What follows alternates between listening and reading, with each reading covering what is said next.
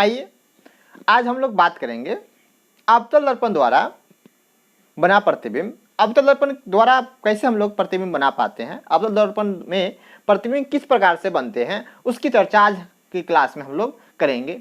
और उसके बाद उत्तल दर्पण में बना प्रतिबिंब के बारे में हम लोग चर्चा करेंगे। उत्तल दर्पण द्वारा बना प्रतिबिंब और अवतल दर्पण द्वारा बना प्रतिबिंब के बारे में हम लोग आज चर्चा करेंगे इस क्लास में। चलिए आइए देखते हैं। केस फर्स्ट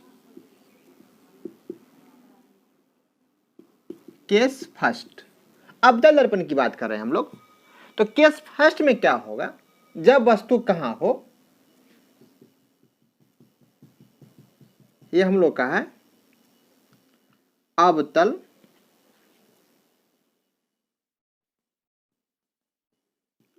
दर्पण। केस फर्स्ट क्या कहता है, जब वस्तु अनंत पर हो। जब वस्तु कहां हो, अनंत पर हो। तो हम लोग जानते हैं, इसको हम लोग ध्रुव बोलते हैं, इसको फोकस बोलते हैं, इसको वक्रता केंद्र बोलते हैं। आगे चर्चा करेंगे हम लोग कि वक्रता त्रिज्या जो होता है फोकस का दुगुना होता है और फोकस वक्रता त्रिज्या की आधी होती है। आगे चर्चा हम लोग करेंगे इसके बारे में।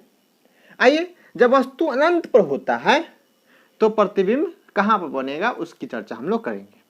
तो इस केस में हम लोग जानते हैं कि प्रतिबिंब बनाने के दो नियम का पालन करके हम लोग किसी भी दर्पण में प्रतिबिंब का निर्माण कर सकते हैं। तो हम लोग चर्चा करें क्या, या तो हम फर्स्ट रूल का चर्चा करें, तो मुख्य अक्ष समांतर तो यहां पर ले नहीं सकते हैं। दूसरा रूल की चर्चा करें हम लोग, तो क्या दूसरा रूल था कि फोकस पर आपतित होने वाली किरण, फोकस पर आपतित होने वाली किरण परावर्तन के बाद मुख्य अक्ष के समांतर हो जाती है। यह हम लोग देखें क्या, परावर्तन के बाद क्या हो गई, यहां पर यह मुख्य अक्ष के समांतर हो जाती है। दूसरा रूल को अपनाते हुए। तीसरा है, चौथा रूल को अपनाते हुए ध्रुव पर आपतित होने वाली किरण,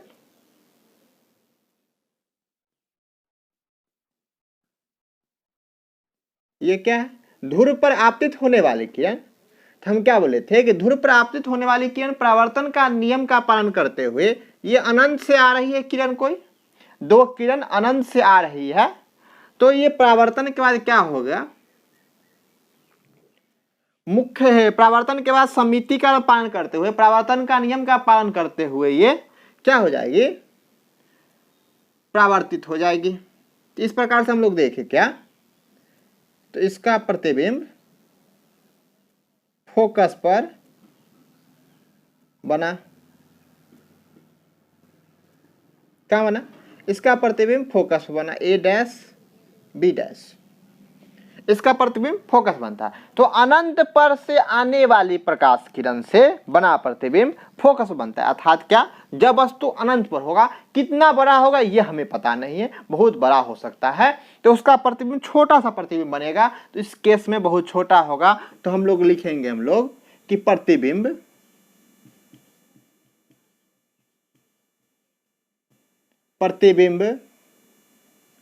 फोकस पर बनता है, फोकस पर बनेगा। प्रतिबिंब कहां बनेगा, फोकस पर बनेगा। और देखने में कैसा होगा, वास्तविक होगा। देखने में कैसा होगा, वास्तविक होगा, देखने में वास्तविक होगा। दूसरा, उल्टा होगा। तीसरा की बात करेंगे हम लोग, तो वस्तु की तुलना में, ये अनंत पर वस्तु था, कितना बड़ा था हमको पता नहीं है, तो वस्तु की तुलना में बहुत छोटा होगा, वस्तु की तुलना में बहुत छोटा होगा। तो ये हम लोग फर्स्ट केस था, जब वस्तु का हो अनंत पर हो तो प्रतिबिंब फोकस पर बनता है। ये हम लोग का वस्तु अनंत पर, ये हम लोग का प्रतिबिंब है ए डैश बी डैश। ये हम लोग का प्रतिबिंब है। तो ये हम लोग का केस नंबर फर्स्ट था। अब बात करें हम लोग केस नंबर सेकेंड का। केस नंबर सेकेंड में क्या है, जब वस्तु कहाँ हो, अनंत और वक्रता केंद्र के बीच हो। जब वस्तु अनंत और वक्रता केंद्र के बीच होता।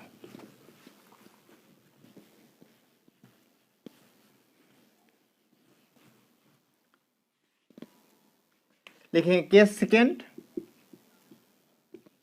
जब वस्तु अनंत और वक्रता केंद्र के बीच हो। वक्रता केंद्र के बीच हो।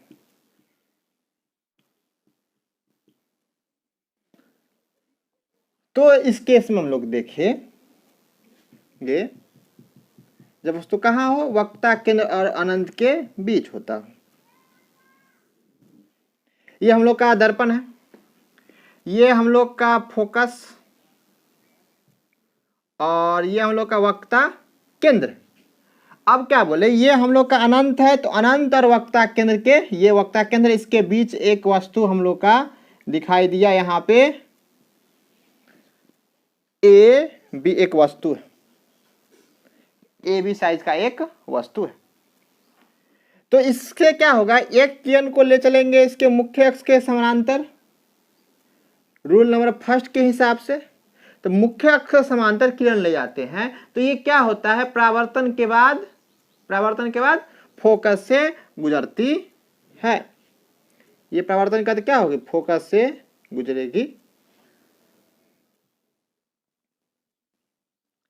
अब देखिएगा, दूसरा किरण या तो हम फोकस से गुजार सकते हैं या इसके वक्रता केंद्र से होकर गुजार सकते हैं। रूल नंबर सेकेंड के हिसाब से फोकस से गुजार सकते हैं, रूल नंबर थर्ड के हिसाब से इसको वक्रता केंद्र से गुजार सकते हैं, और रूल नंबर 4 के हिसाब से हम लोग ध्रुव से होकर गुजार सकते हैं। किसी भी केस में प्रतिबिंब एक ही जगह बनता है। तो अगर मान लीजिए हम लोग क्या बोले कि इसके ध्रुव से होकर हम लोग गुजार दिए, इसको वह वक्रता ध्रुव केंद्र से होकर गुजारे, तो क्या होगा, ये यहाँ से दर्पण से परावर्तित होकर इसी पथ पर फिर वापस लौट जाएगी प्रकाश किरण। तो परावर्तित किरण के कटान बिंदु से ही प्रतिबिंब का निर्माण होता है। तो हम लोग का प्रतिबिंब बनेगा ए डैश बी डैश। देखिएगा, तो वस्तु की तुलना में ये क्या है, छोटा दिखाई दे रहा है। दूसरा, अगर मान लीजिए कि आपको अगर इससे नहीं लाना हो किरण को, तो आप रूल नंबर सेकेंड का प्रयोग करके फोकस से होकर भी आप गुजार सकते हैं। तो यहां से भी परावर्तित होने वाली किरण, यहां से भी परावर्तित होकर किरण जो होगी इसी बिंदु से होकर गुजरेगी, फिर भी इस केस में भी प्रतिबिंब हम लोग का यहीं पर बनता है। चाहे आप यहां से गुजारेंगे फिर भी प्रतिबिंब यहीं पर बनेगा। तो प्रतिबिंब कहां बनेगा, वक्रता केंद्र और फोकस के बीच बनेगा। तो हम लोग लिखेंगे प्रतिबिंब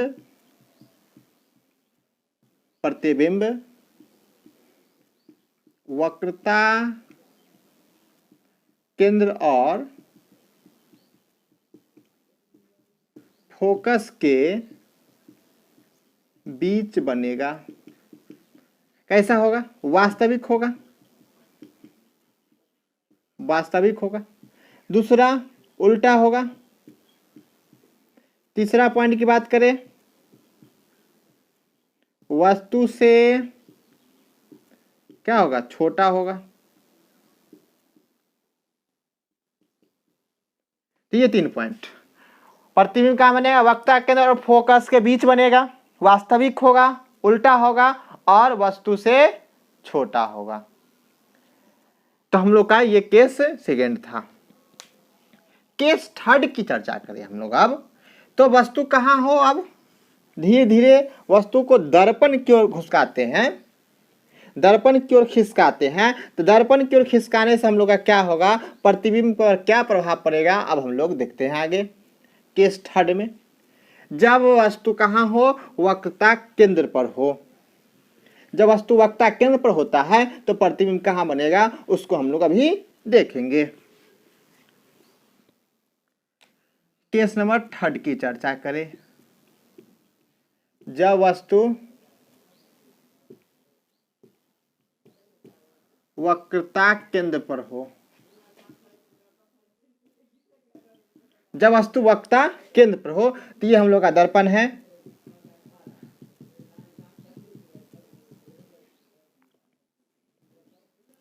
ये हम लोग का वक्ता केंद्र है, फोकस ये है। वक्ता केंद्र पर एक वस्तु है ए बी, इससे बना प्रतिबिंब। ये मुख्य अक्ष समांतर एक किरण को गुजारेंगे, तो मुख्य अक्ष से किरण आपतित होने वाली किरण परावर्तन के बाद फोकस से गुजरती है, परावर्तन के बाद फोकस से गुजरती है। दूसरा, या तो इसको हम फोकस से होकर गुजार सकते हैं या इसके ध्रुव से होकर गुजार सकते हैं। तो मान लीजिए इसके अगर फोकस से होकर हम लोग गुजारते हैं,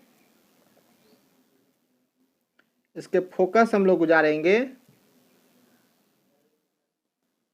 इसके फोकस पर आपतित हो रही है, तो परावर्तन में क्या होगा, मुख्य अक्ष के समांतर हो जाएगी। तो ये मुख्य अक्ष के समांतर हो जाएगी, ये मुख्य अक्ष के समांतर हो जाएगी। तो इससे क्या हुआ, तो कहां पर कटान हुआ, यहां पर कटान हुआ। तो परावर्तित किरण के कटान बिंदु से ही प्रतिबिंब का निर्माण होता है, हम लोग जानते हैं। तो परावर्तित किरण के कटान से यहां पर क्या होगा, प्रतिबिंब यहां पर बनेगा। इस केस में हम लोग देख पा रहे हैं कि जितना बड़ा प्रति वस्तु था उतना ही बड़ा इसका प्रतिबिंब है। तो हम लोग लिखेंगे प्रतिबिंब, प्रतिबिंब वक्रता केंद्र पर बनेगा। कैसा होगा, वास्तविक होगा। वास्तविक कहने का मतलब क्या होता है, किसे हम पर्दा पर प्राप्त कर सकते हैं। उल्टा होगा, तीसरा पॉइंट करेंगे तो वस्तु के समान आकार का होगा, वस्तु के समान आकार का होगा। तो ये हम लोग का केस 3 था, ये हम लोग का केस 3 था। अब चर्चा करेंगे हम लोग केस 4 का, जब वस्तु कहाँ हो, वक्ता केंद्र और फोकस के बीच होता हो। आइए चर्चा करते हैं हम लोग केस 4 का।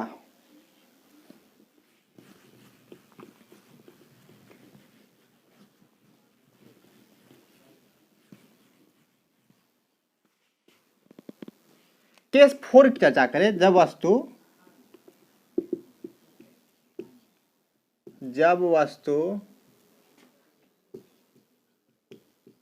वक्रता केंद्र और फोकस के बीच हो, फोकस के बीच हो।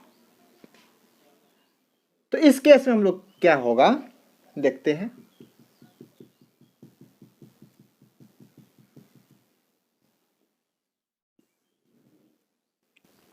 अब देखिएगा, आप मान लीजिए ये हम लोग का फोकस है, ये हम लोग का क्या है, फोकस है।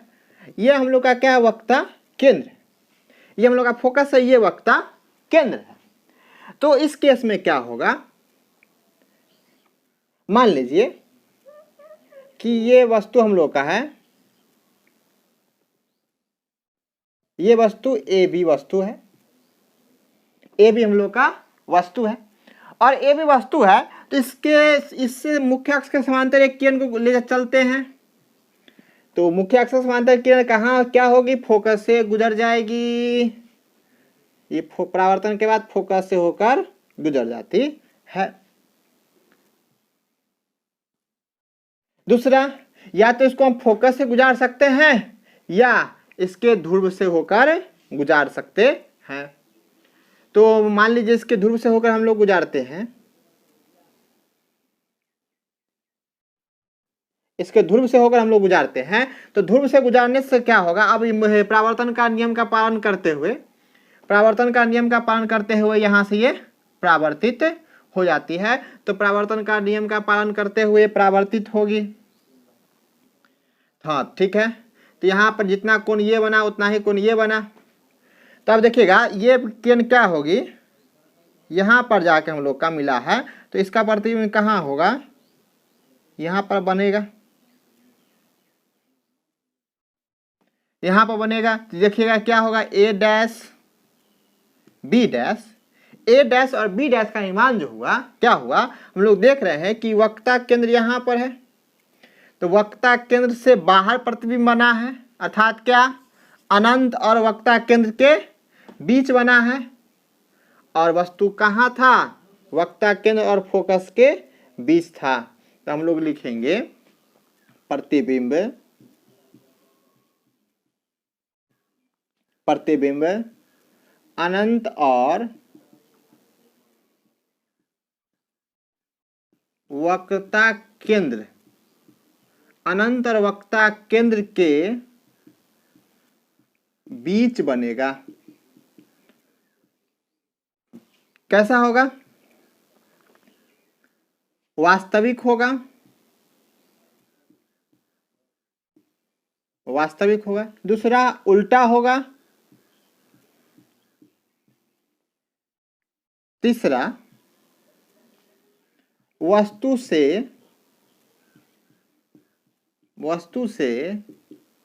बड़ा होगा। इस केस में क्या होगा, वस्तु से प्रतिबिंब बड़ा होगा। चलिए अब बात करेंगे हम लोग नेक्स्ट पॉइंट की, 5वां पॉइंट। तो ये हम लोग समझ गए, जब वस्तु कहाँ हो, वक्रता केंद्र और फोकस के बीच होता है तो प्रतिबिंब अनंत और वक्रता केंद्र के बीच बनता है।